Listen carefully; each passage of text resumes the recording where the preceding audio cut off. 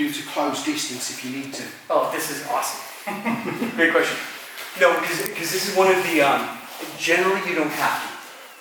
Because if you're an asshole attacking me, you do all the work for me. I don't have to worry about getting to that range, you do it. So this is, I just have to not get hit that first time. So there are three ways to look at this.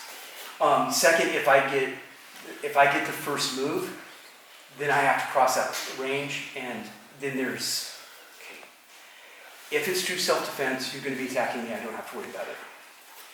If I'm being a professional, sometimes I will have to close on you, and if you guys want, I'll show you how I do that. And that's its own trick. And the third one is sparring. And so for sparring, the things I like are basically variations of the arm grab, cut over. If we're close and you're big, then I'll try to go under the arm. And my version of trapping, which is, and then I'm going to basically try to climb up your arms like a rabid squirrel. So those are for sparring. Self-defense is to stay close. So offensively, I love this one. This is an obsolete technique, but occasionally we have people squared up in a cell door, and my job is to get him out of the cell without hurting him. And he's ready for me, and the door is open. It turns out that this is super easy to do. And the real reason I want to talk about it is because it's a super simple technique, but it took a shit ton of thought process to create it. So the technique is super simple. It's just like, and then I take a spine. But what goes into it? I have to be able to read his distance exactly.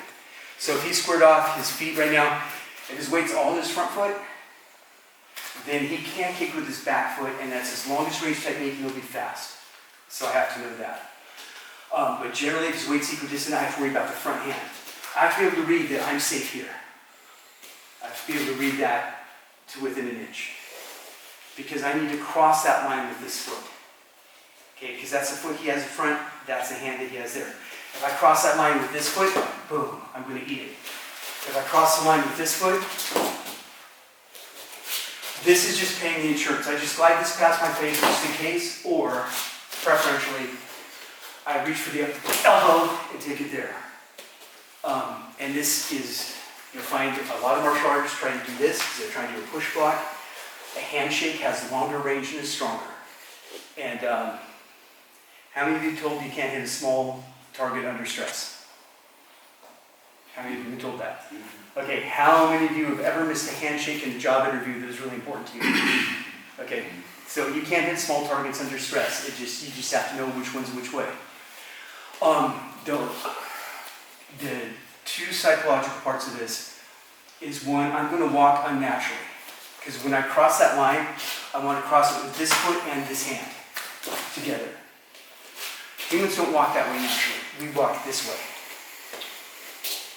Okay, so if I cross with this hand and push into my face, I need to walk unnaturally, and I need to do it so smoothly that he can't tell there's anything weird about it. So over here. And the last thing is about here. I'll ask him a question. Why? Are you upset about something? Because if he's talking, he will be extra slow. So it's a super easy technique. Oh, drop step. We haven't talked about drop step for power generation. But one of the things I'll do here is I'll take that step. So here's this distance right here. I'll take that step and I won't let this foot touch the ground.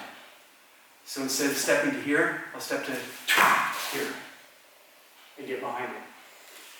Does everyone see all of? I'm just proud of all the thought process that went into that for something that in practice looks like, hey man, what's the problem here? It's okay. And I can whisper. So those are if it's offensive, that's how I cross the distance. You guys want to practice that?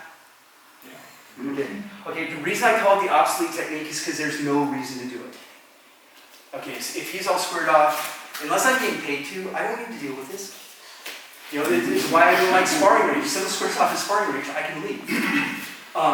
If I'm being paid to, I should have people to help me. You should not have to do this solo.